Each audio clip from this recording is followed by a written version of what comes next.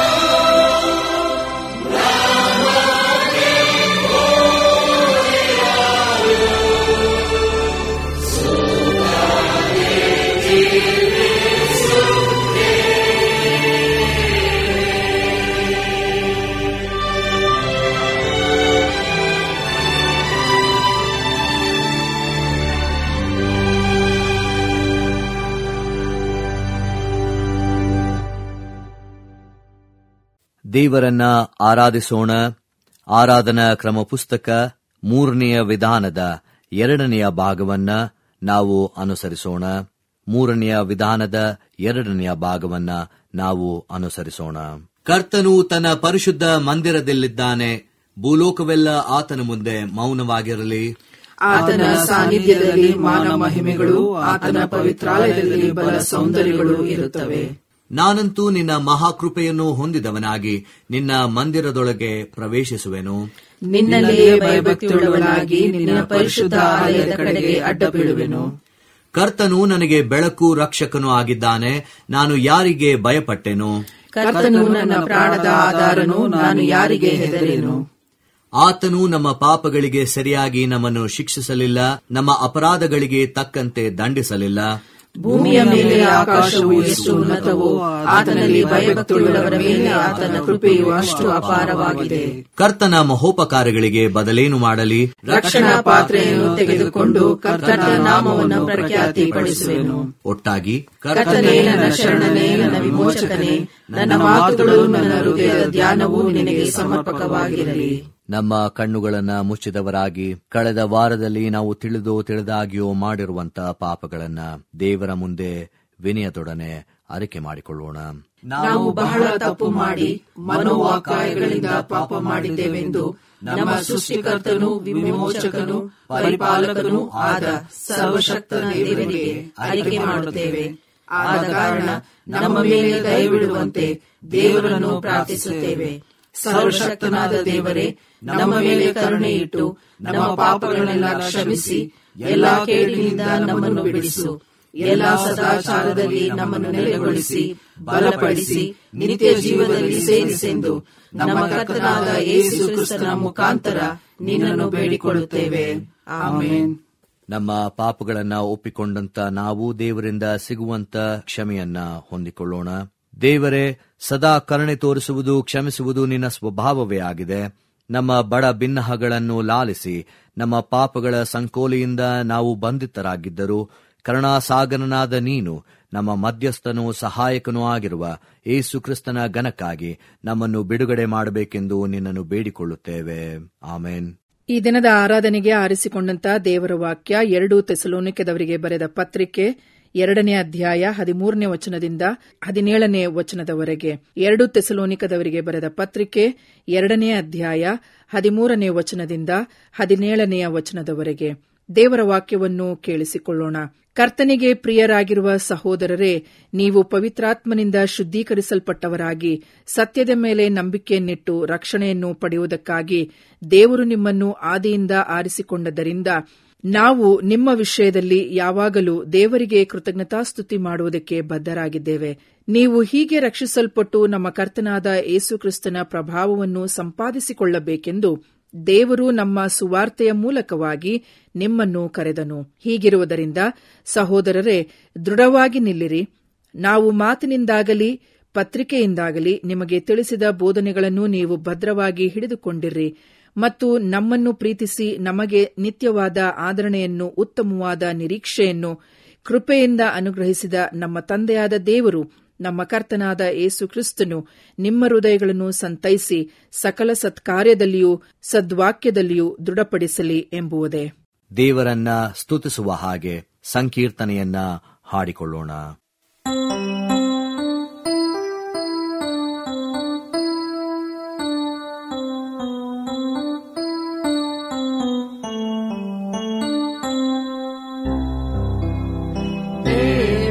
ಸೃಷ್ಟಿಶ ಸತ್ಪ್ರಭುವೇ, ಎಲ್ಲ ಜೀವ ಚಲನೆಗಳ ನೆಲೆಯೇ. ದೇವ ಸೃಷ್ಟಿಶ ಸತ್ಪ್ರಭುವೇ, ಎಲ್ಲ ಜೀವ ಚಲನೆಗಳ ನೆಲೆಯೇ. ಈ ವಿಶ್ವದೊಳು ನಾವ ಜೀವ ತರುವವ ನೀನೆ, ಈ ವಿಶ್ವದೊಳು ನಾವ ಜೀವ ತರುವವ ನೀನೆ. ಭವಿಸೆ ದೀನರ ಪಾದ್ಬಂಧವನು ನೀನೆ, ಭವಿಸೆ ದೀನರ ಪಾದ್ಬಂಧವನು ನೀನೆ. ದೇವ ಸೃಷ್ಟಿಶ ಸತ್ಪ್ರಭುವೇ, ಎಲ್ಲ ಜೀವ ಚಲನೆಗಳ ನೆಲೆಯೇ.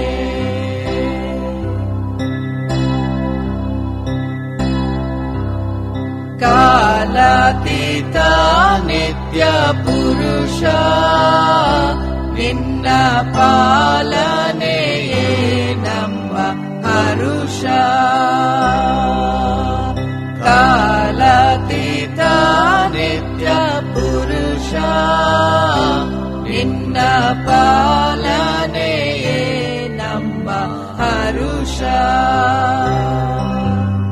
ಮೇಲಾದ ಶಾಂತಿಯ ಭದ್ರಸ್ಥಾನವು ನೀನೆ, ಮೇಲಾದ ಶಾಂತಿಯ ಭದ್ರಸ್ಥಾನವು ನೀನೆ. ಕಾಲ ಕಾಲಕ್ಕೆ ಭಕ್ತ ಬಳಿಗಾಶ್ರಯನು ನೀನೆ, ಕಾಲ ಕಾಲಕ್ಕೆ ಭಕ್ತ ಬಳಿಗಾಶ್ರಯನು ನೀನೆ. ದೇವ ಸೃಷ್ಟೀಶ ಸತ್ಪ್ರಭುವೇ, ಎಲ್ಲ ಜೀವ ಚಲನೆಗಳ ನೆಲೆಯೇ. ಪ್ರಾರ್ಥನೆ ಮಾಡೋಣ. ದೇವರೇ, ನಿನ್ನ ವಾಕ್ಯವನ್ನು ಕೇಳುವಾಗ ಅದನ್ನು ಅನುಭವಿಸುವಂತಹ ಒಂದು ಆಶೀರ್ವಾದದ ಎಡೆಗೆ ನಡೆಸು.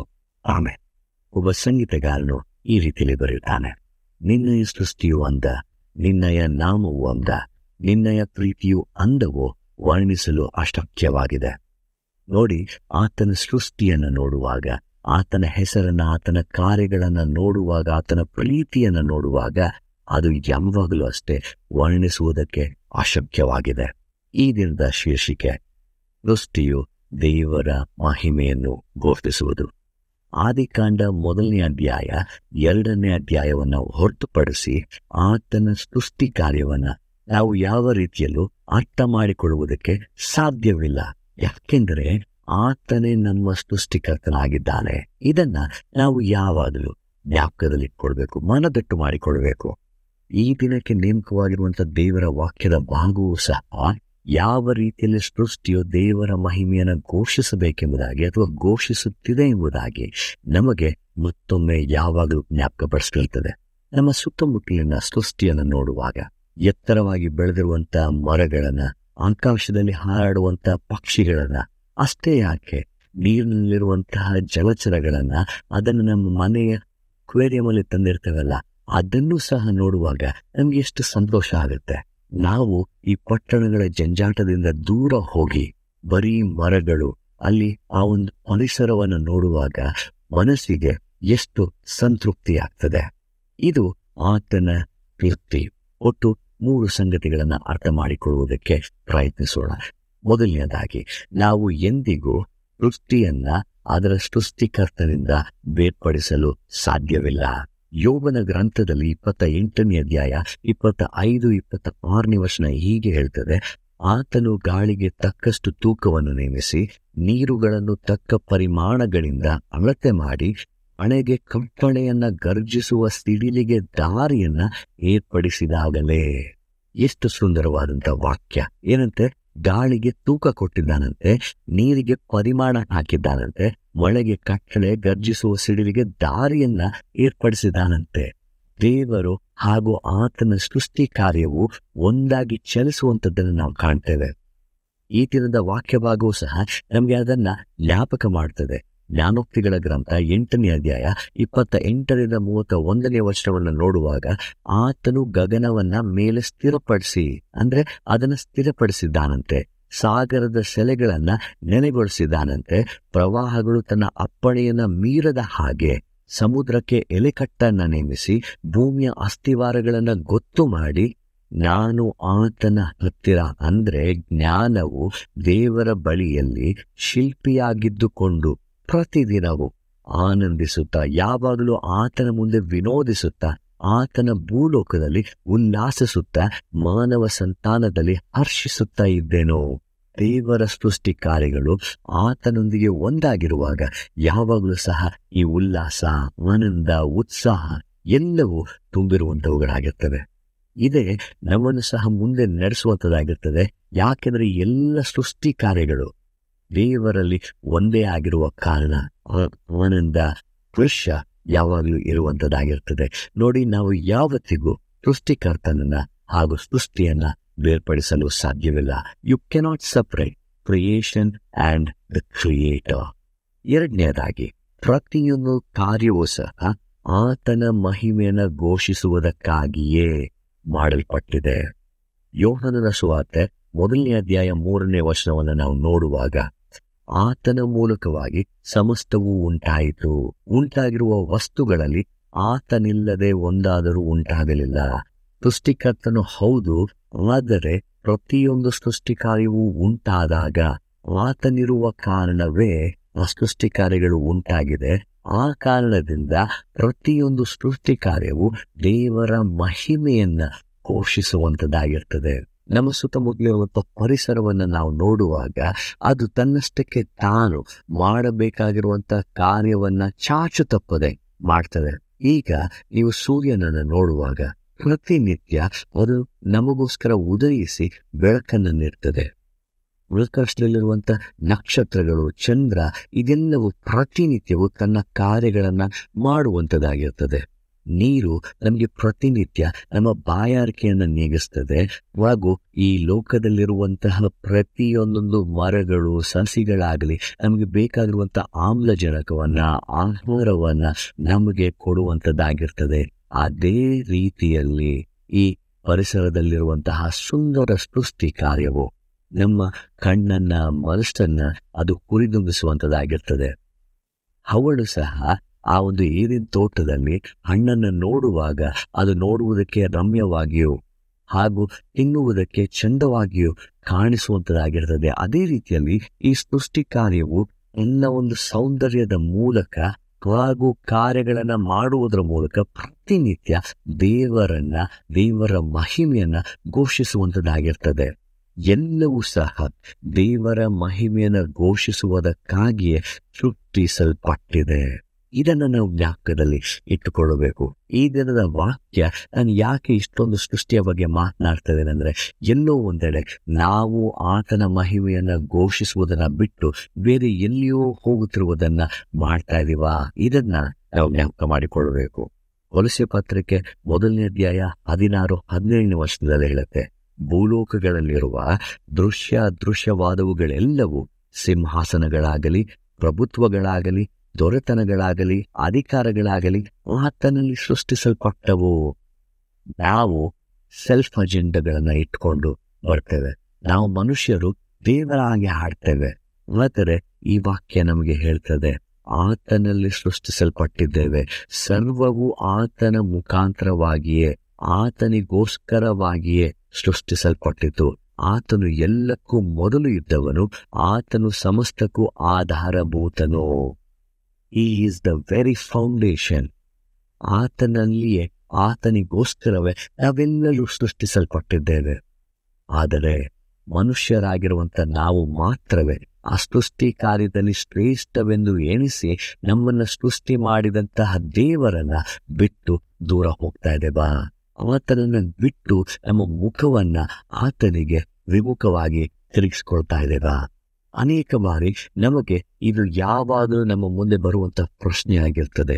ದೇವರೇ, ನಿನ್ನ ಸೃಷ್ಟಿ ಕಾರ್ಯಗಳಲ್ಲಿ ಒಂದಾಗಿದ್ದೇವೆ, ಆದರೆ ನಿನ್ನನ್ನು ಬಿಟ್ಟು ಎಲ್ಲ ಕಾರ್ಯಗಳನ್ನು ಮಾಡುವಂಥವರಾಗಿರ್ತೇವೆ.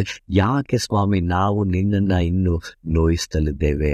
ಯಾಕೆ ನಾವು ನಿನ್ನಿಂದ ದೂರ ಉಳಿದು ಹೋಗಿದ್ದೇವೆ ಅನ್ನುವಂಥದ್ದನ್ನು ನಮಗೆ ನೆನೆಸುವಂಥದ್ದಾಗಿರ್ತದೆ. ಆತನ ಸೃಷ್ಟಿ ಕಾರ್ಯಗಳಲ್ಲಿ ನಾವು ಸಹ ಒಬ್ಬರು, ನಾವು ಸಹ ಆತನ ಮಹಿಮೆಯನ್ನು ಘೋಷಿಸಬೇಕು ಅನ್ನುವುದನ್ನ ಮರೆತು ಹೋಗಿದ್ದೇವೆ. ಕಡೆಯದಾಗಿ ನಾವು ಕೂಡ ಬೇರೆ ಸೃಷ್ಟಿ ಕಾರ್ಯಗಳು ಯಾವ ರೀತಿಯಲ್ಲಿ ದೇವರ ಮಹಿಮೆಯನ್ನು ಘೋಷಿಸ್ತಾ ಇದೆ, ಆ ರೀತಿಯಲ್ಲಿ ಆ ಸೃಷ್ಟಿ ಕಾರ್ಯಗಳಲ್ಲಿ ಜೊತೆಯಾಗಿ ದೇವರ ಮಹಿಮೆಯನ್ನು ಘೋಷಿಸಬೇಕಾಗಿದೆ.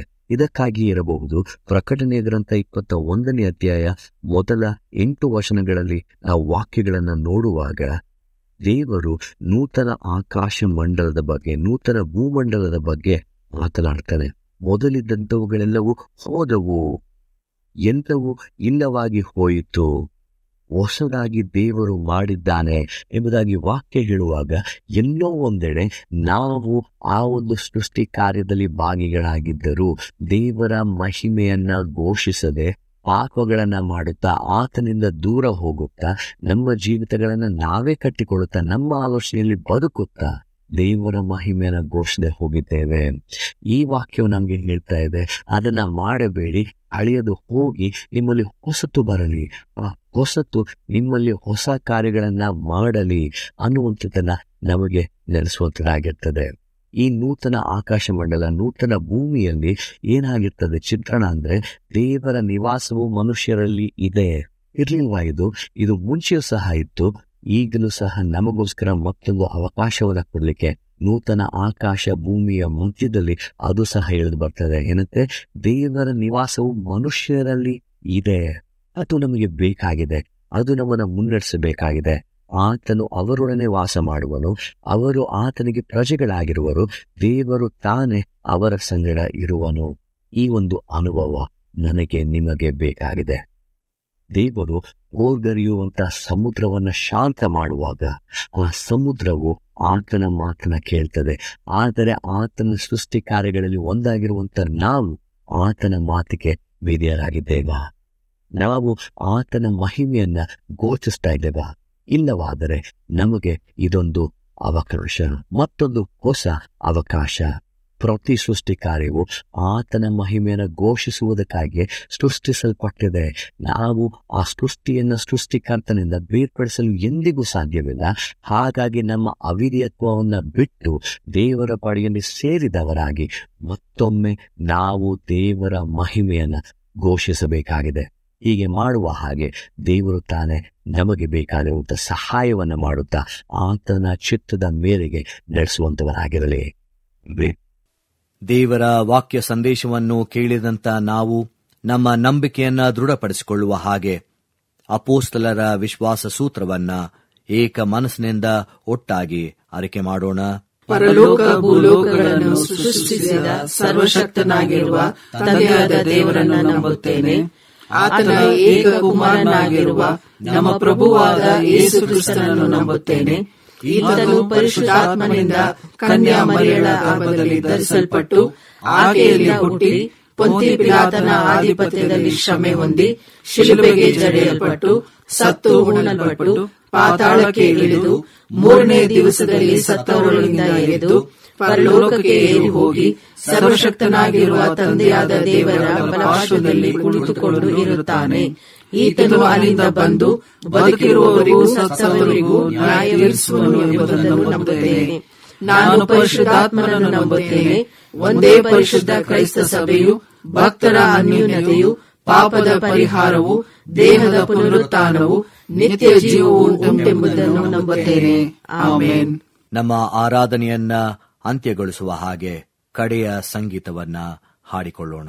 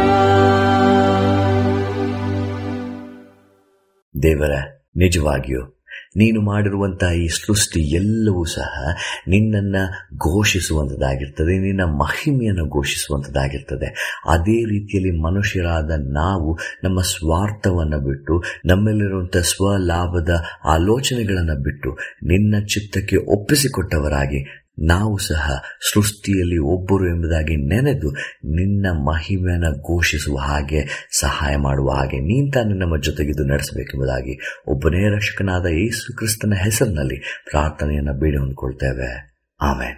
ಕರ್ತನು ತಾನೇ ಕಲಿಸಿಕೊಟ್ಟ ಪ್ರಾರ್ಥನೆಯನ್ನ ನಾವು ಏಕ ಮನಸ್ಸಿನಿಂದ ಅರಿಕೆ ಮಾಡೋಣ. ಪರಲೋಕದಲ್ಲಿರುವ ನಮ್ಮ ತಂದೆಯೇ, ನಿನ್ನ ನಾಮವು ಪರಿಶುದ್ಧವೆಂದು ಎಣಿಸಲ್ಪಡಲಿ. ನಿನ್ನ ರಾಜ್ಯವು ಬರಲಿ. ನಿನ್ನ ಚಿತ್ತವು ಪರಲೋಕದಲ್ಲಿ ನೆರವೇರುವ ಪ್ರಕಾರ ಭೂಲೋಕದಲ್ಲಿಯೂ ನೆರವೇರಲಿ. ನಮ್ಮ ಅನುದಿನದ ಆಹಾರವನ್ನು ಈ ಹೊತ್ತು ದಯಪಾಲಿಸು. ನಮಗೆ ತಪ್ಪು ಮಾಡಿದವರನ್ನು ನಾವು ಕ್ಷಮಿಸಿದಂತೆ ನಮ್ಮ ತಪ್ಪುಗಳನ್ನು ಕ್ಷಮಿಸು. ನಮ್ಮನ್ನು ಶೋಧನೆಯೊಳಗೆ ಸೇರಿಸದೆ ಕೇಡಿನಿಂದ ನಮ್ಮನ್ನು ತಪ್ಪಿಸು. ರಾಜ್ಯವು, ಬಲವು, ಮಹಿಮೆಯು ಸದಾಕಾಲ ನಿನ್ನವೇ. ಆಮೇನ್. ಸೃಷ್ಟಿಕರ್ತನಾಗಿರುವಂತಹ ನಮ್ಮ ದೇವರ ಪ್ರೀತಿಯು, ಸೃಷ್ಟಿಯನ್ನ ತನ್ನಲ್ಲಿ ಲೀನ ಮಾಡಬೇಕೆಂಬುದಾಗಿ ಬಂದಂಥ ಯೇಸು ಕ್ರಿಸ್ತನ ಕೃಪೆಯು ಈಗಲೂ ಸಹ ನಮ್ಮ ಜೊತೆಗಿದ್ದು ಪ್ರತಿನಿತ್ಯವೂ ಆ ಸೃಷ್ಟಿಯನ್ನ ನೋಡುತ್ತಾ, ಆ ಸೃಷ್ಟಿಯಲ್ಲಿ ನಾವೊಬ್ಬರು ಎಂಬುದಾಗಿ ನಮಗೆ ಜ್ಞಾಪಕಪಡಿಸುತ್ತಾ ಮುನ್ನಡೆಸುತ್ತಿರುವಂತಹ ಪವಿತ್ರಾತ್ಮನಾದ ದೇವರ ಅನ್ಯೋನ್ಯತೆಯೂ ಸಹವಾಸವು ಈಗಲೂ ಯಾವಾಗಲೂ ನಮ್ಮನ್ನು ಮುನ್ನಡೆಸಲಿ. ಆಮೆನ್.